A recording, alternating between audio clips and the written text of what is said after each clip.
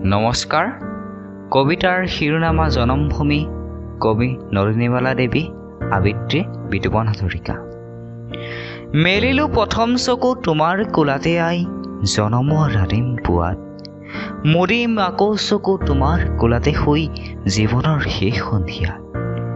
মৰাৰে পিছতো যেন পাওঁহি একো ঠাই, চেনেহৰ শীতলী কোলাত ভাগৰুৱা আত্মাই শেষত জিৰণিলৈ চিৰাবহি তোমাৰ ছায়াত। পখী হৈ আকাশত বুকুত শুনি মৰি বাহ লম ওখ বিৰিষত, পুৱতি লগে লগে জগাম তোমাক নিতে বনৰীয়া সুঁৱৰী শীতত।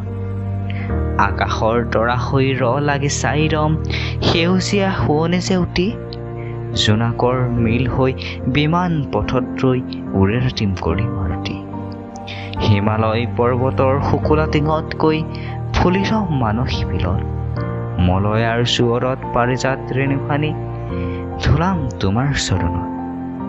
নদী হৈ পখালিম দুখনি চৰণ নিতে, মাটি হৈ মিলিম বুকুত সোণোৱালী মেঘ হৈ ৰঙা হাঁহি বিৰিঙাম, সেতে পৰা দুখনি